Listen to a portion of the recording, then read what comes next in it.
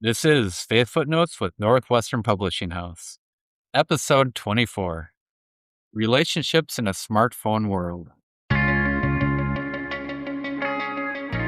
Welcome to Faith Footnotes, Christian Conversations with Northwestern Publishing House. You can find us online at nph.net. My name is Joshua Vick. And I am Tanya Gerbing. And we are your hosts for Faith Footnotes. Like our name suggests, this is a Christian podcast that is all about practical resources for connecting with Christ and Christian living.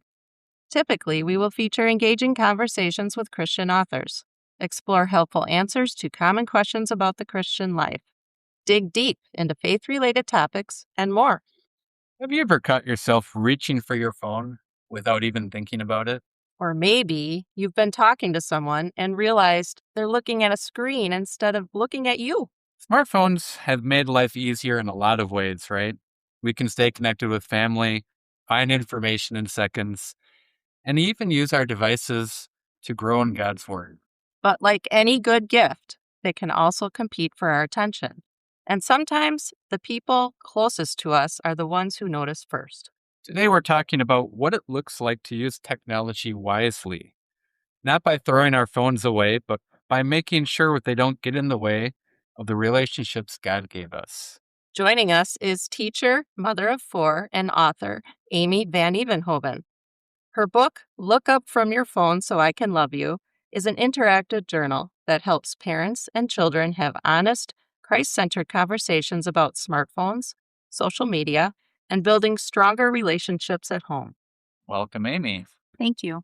Amy, you're a teacher and a parent. What first convinced you this topic was a conversation families needed to have? Well, actually, I knew it was a topic for my family and others out there as a teacher, but I was approached to write this book, and it really came at a timely point in my life when my oldest daughter was about to get her first phone. And so it gave me that hands-on first experiment with, oh, this is real, and it has implications for me and everyone else. So when you wrote this book, smartphones, of course, were already a major part of life. But in the last couple years, we've seen TikTok explode. AI has become mainstream. And I think children are getting devices at an even younger age. What's changed the most for families? I think parents feel guilty. I think if one child in their friend group has a phone, parents feel that pressure that my child will be left out. They will be out of the loop.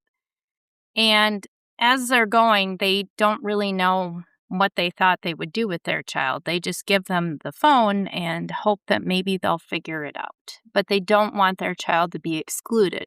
I think that really puts parents in a tough spot. They want to make the best decision they can for their family, but it's easy to focus on the choices our kids are making. Our own example matters too.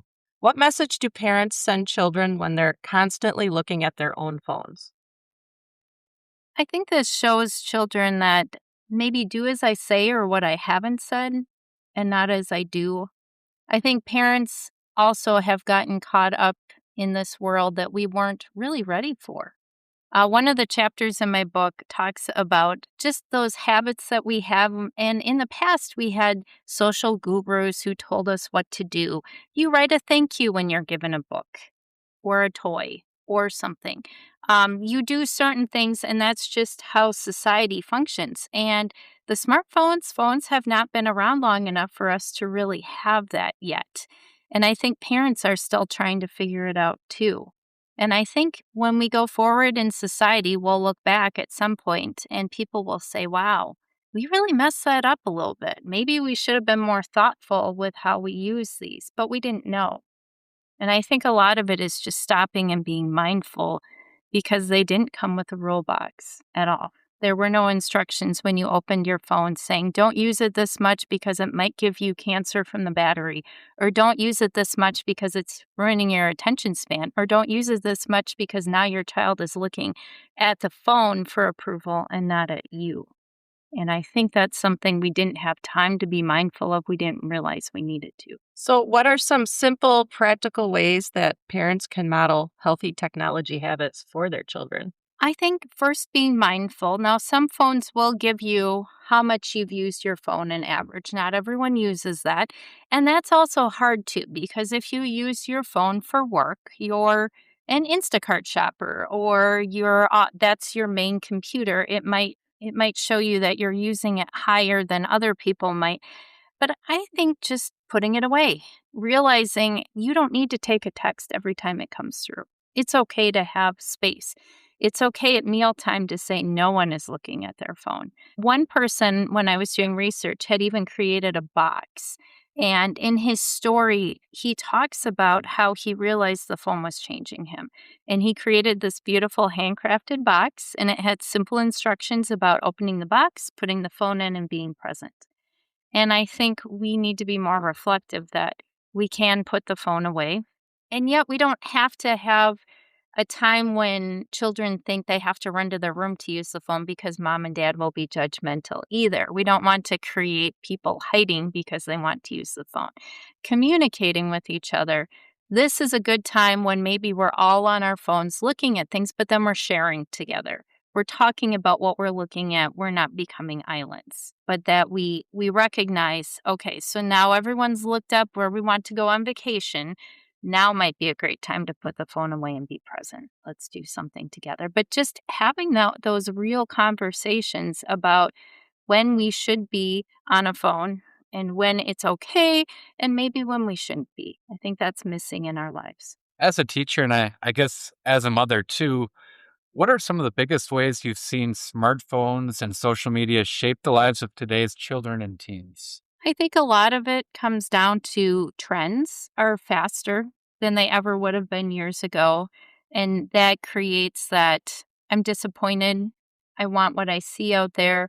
Everyone else is doing it faster than before. It used to be you had a Christmas catalog, and that was maybe the only exposure you had to what was new out there. Now you're being inundated with what's new constantly, and we're discontent. Also, just things like AI is a great tool. I mean, there's so many practical applications for it, but it's also maybe subliminally taught us we can be lazy or we can be perfectionists. I don't know the answer, but I can find it really fast without the work that I would normally have to do. And some of those things at our fingertips have stopped us from being productive in ways that maybe we could have authentically done before. But as a mother, and I suppose even as a teacher, what are some considerations, or do you have any perspective on what a family should consider when they're buying that first phone for their child? I think it depends somewhat on the age and the circumstances. Every family is completely different. Some parents think they feel safer when their child has a phone. However, when I meet incoming students, I tell their parents that phone has to be turned off, powered off the entire time they're at school. It's a paperweight in your backpack. All communication needs to be done between me or the school office. They cannot use it at all. I think that became just a thought that I could always see where my child was, therefore my child was safer. That's not actually true 100% of the time because you've now opened the door to other people coming into their lives too. If you let them do anything on social media, on different games, you might have just invited a predator to see into their lives too. And even posting things when they have geolocation and things like that. So sometimes parents think it's safer. That's not necessarily true, but I do understand wanting your child to have a way to communicate with you. A lot of people end up somewhere in those middle grades. When other people end up getting phones, they want their child to be in that loop. Right or wrong, that is a reason people give their children phones. There is a more progressive, and by progressive, I mean a group of parents who have come forward and said, we think that there are problems, and not just parents, but scientists, and they've started a site called Wait Until 8th, and they're doing a huge study of the effects on the brain that come with all this technology, and they actually have people sign waivers and things, and they give other information about why they would prefer your child wait until 8th grade to get a phone. And I understand as a parent that makes you evaluate, do I let my child be in a group on my phone? Do I just say no? Do I talk to other parents and try to have consensus? But every parent is somewhat at a different place with where and why they think their child should have a phone at a certain age. And all those things from health to transportation, those things do affect your decisions. Many parents know that they should set boundaries around technology, but that's often easier said than done. What have you found that works and what doesn't? I think what does not work is giving a child a phone and hoping they'll figure it out. We know that their prefrontal cortex does not close up until 24, 25, 26 years old. And their inhibitions go a little haywire in those late teen to early 20s years. And I'm not saying they shouldn't have a phone, but just understanding that they are not going to reason like an adult. So giving a child a phone and then being disappointed when they make choices isn't really fair either. I think there has to be give and take. And I think a lot of parents think, well, I didn't do anything, I can't now. And that's not true. With all things, I think we can come back. I look at when my children were little, we were told they had to have skim milk. Every doctor said that. Well, now we laugh kind of at that and say you needed that fat to process. I'm sorry, we did what the doctor said. It's okay to go back to your child and say, I gave you that phone and I didn't really have any rules, but I think that we need to try this. And I think there can be give and take. I think you can say to your child, well, we're going to try 1 hour a day, or you're going to be on your device, whatever that is, a gaming system, 1 hour. And there's some negotiation. Maybe if you save up a couple days, you can have a couple hours on the weekend, or maybe there are special times. But I don't think you can ever say you can't come back. I think it's okay to come back to a topic and say, that's not working. And that's on me. I think we should change what we're doing, or I don't like that app or what it's doing to your attitude. I think we should talk about that. We're never going to be perfect parents, but we can have open and honest conversations, and we can go back in time and say, I didn't like that, but I think we can change it together going forward.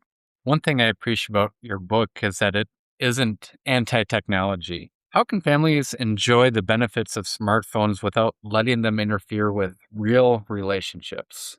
I think it's such a great way to stay connected when we're not in person. That is the value of it.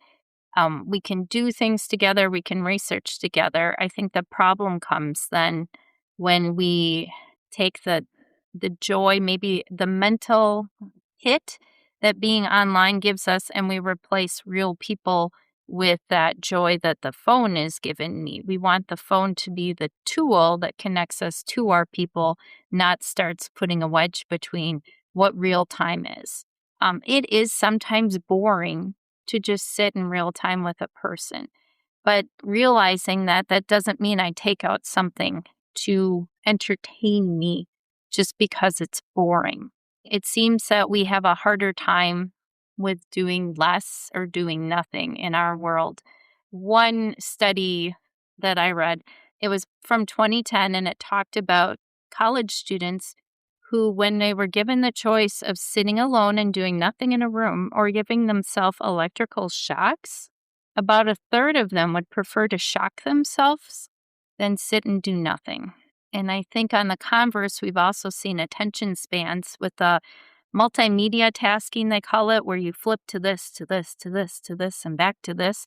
That has started eroding our attention span. So it's just being mindful that it's okay to just be together, to be a little bored, to let the sun be on your face, maybe not take a picture of that meal or everything. Be in the moment, not carpe diem. I'm taking a picture of me in the moment. It's okay to have pictures. I love pictures. But to stop and be in the moment too, to be authentic. Your book is an interactive journal for parents and children to work through together. Why was it important to make it something families do together instead of just simply giving parents advice? I think it's important to listen to each other. I think that we have ideas about what the other side thinks, and that's not always true.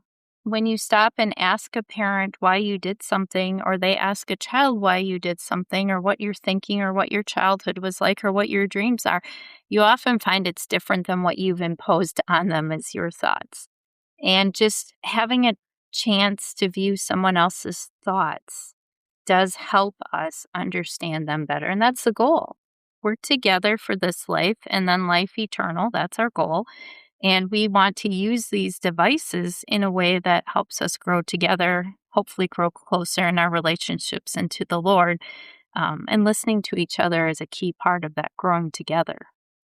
As Christians, we know technology itself isn't sinful, but how can families evaluate whether they're using technology as a blessing rather than letting it become a distraction or even an idol? And that is a tricky question. Like anything, and as a teacher, I go through this with my students, but we have the potential to sin with just about anything. I've done women's retreats where I put on the screen and I ask them, is this sinful or not? And the pencil comes up and they say, not sinful. And the phone comes up and people are like, oh, maybe the phone is sinful. No, the phone isn't sinful. The human is sinful. I've seen plenty of students sin with that pencil, break it, destroy it, poke someone with it. The pencil wasn't sinful. It's the user. Same with a cell phone or any device. It's what the human does to it. And it's really knowing ourselves. If I have a problem overeating at night, I shouldn't put a whole box of cookies in front of myself. Same with something like a phone or things like that. You need to know yourself well enough or start analyzing yourself, your children, to see if your child is always breaking down after 2 hours of being on their phone or 2 hours of being on their gaming system. Obviously, this is not a blessing for them at this point. And figuring out, do we need to dial back the time or how much or what you're using? Studies from different mass media productions have shown us that the more children spend on these kind of things, the less satisfied they are with themselves, the lower grades they're getting. So more does not equal more in a good way. And trying to find children and ourselves find that sweet spot of it's a great tool to stay connected, to do the things smarter in our world that we can, but not hurt ourselves, our relationships, our real time things that are productive in life. Do you think setting an intentional boundary or certain rules for a family can help? I'm just remembering like some of my family get togethers in recent years where everyone's happy to see each other, everyone's conversing, and there's always a moment where you look around the room and everyone has a phone out. And it's just kind of thinking, well, we're only here for a little bit of time together, but we're choosing to spend 5 or 10 minutes of that time looking at our phones. I do agree with that. And I think that's where it's that evaluative part of us. Where if I'm sitting next to you and I want to show you a picture of a grandchild or this new thing my son built and we're sharing, that's interactive. But if I'm taking out my phone to be on Facebook because I'm bored with what you're saying, that's again coming back to the do I realize and value real people in front of me? And some of that is trying to find that balance of knowing myself. You might have to say to a child, no cell phones out when we're with grandma. You need to give her your attention or when we're at the family gathering. But again, if I start taking it out and doing things, teaching children that, okay, I'm going to say to someone, I'm sorry, I just got a big message that I need to answer. I've had that before. I've been in a situation where I was a large teacher gathering and I looked around and several of the people I knew were on their phones scrolling. And I really felt bad for the presenter. And I think in moments like that, you put it away. That's just what I think. You put it away and you give them their attention. Same thing when you're with a group of people, unless it's productive for the other person to see, unless I'm sharing with another real person. Or I had a situation where I needed to take a doctor call. I said to everyone at the table, I'll be right back. I have to take this call. That's different than me saying I'm bored with what's going on, so I'm choosing to entertain myself. A lot of our decisions, it turns out, are very selfish when we use our phone. I can agree with that. Sometimes you pull it out just out of habit and you Mhm. start looking, it's like, what am I doing? Mhm. I have my parents right here who I haven't seen in months or whoever, and you kind of catch yourself. It's really interesting how our brains get wired into those habits and routines. And that is real. And a lot of the different social media companies have clued into that they have embedded things so that they scroll. They call it zombie scrolling. We are starting to train ourselves, like you said, almost you feel that touch of your phone. It didn't actually go off, but you think it did, and you pull it out and you check it. And I think, again, it's being mindful of, wait, I can put it away, or lock it in the car. Don't even bring it if you're not anticipating an emergency. It's okay to be separated from those things. And like I said, I think it comes back to parents too, because there is no Emily Post book out that we can take out and learn, okay, that wasn't the way I should have done it. I should have done it this way. We're kind of writing the book. For the parent listening who feels like they've already made mistakes or whose child just isn't interested in talking about the phone at all, what encouragement would you offer? I would own it. I would say to the child, I didn't realize that it would look like this, and I think I and we can do better here, and you're not being punished, but I think it's so important, these skills of being able to use a phone correctly, but also be able to put it away and be present are so important in real life, that when you're waiting in the grocery store line, I don't want you to think you have to pull out your phone. You could smile at someone, you can do other things, and if I haven't shared that with you, if I've taught you that every time we're at a stoplight, you should grab the phone, I'm sorry. We'll work at it together. And if when you're an adult, you choose to use it differently, that's fine. But for now, I think this is how we would like to use it. Just as you were giving that encouragement, it made me think of our biggest outreach is just connecting to people face to face. And if you're always on a phone or looking at your phone without really paying any attention to what's around you or who's around you, you're kind of missing opportunities, I think. And it's kind of an interesting takeaway.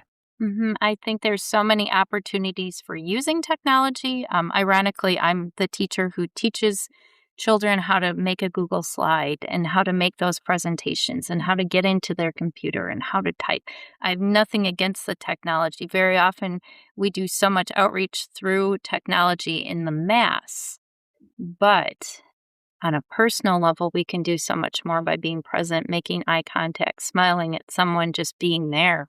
Mhm. And that can make more of an effect on people. Absolutely. Yeah, God has given us so many opportunities to be together as family and friends. We don't need the phones in there ruining it. No, no, we don't. Take the picture and then set it down. But wait, I gotta send it to everybody. Yeah, right, right. Right, right. Do Then I gotta one post it. right. Do one without leaving the other undone. Right. If every family listening made just one small change after hearing this conversation, what would you hope that change would be? I would just say be mindful of your habits so that you can be more present. I look at now you can't say as much the mall, but being in Florida for many years in the hot, you would go to the mall and do your shopping and you'd see people who weren't looking at anyone, but just being mindful when you look at those people out there, those are people God loves, just like he loves you. And if I could just see the people around me and see the people in my life and the people I don't even know more by being a little more mindful, giving them a smile, being welcoming, doing those things that are becoming outdated maybe in our society. Be mindful so you can be more present with your people. Well, thank you, Amy, for joining us today. This has been a great conversation. You can find the show notes and links to the resources discussed on today's show at blog.nph.net. Let us know what your biggest takeaway was from today's show in the comments section. And if this conversation got you thinking about your own relationship with your phone and the people right in front of you, Amy's book is a great next step. Look Up From Your Phone So I Can Love You is just $10 through August 15th. Use code LOOKUP26 when you order at nph.net. And be sure to follow our show on your preferred podcast platform. We hope you join us again next month for another great conversation. Thanks for listening to this episode of Faith Footnotes from Northwestern Publishing House. Keep the conversation going by visiting nph.net.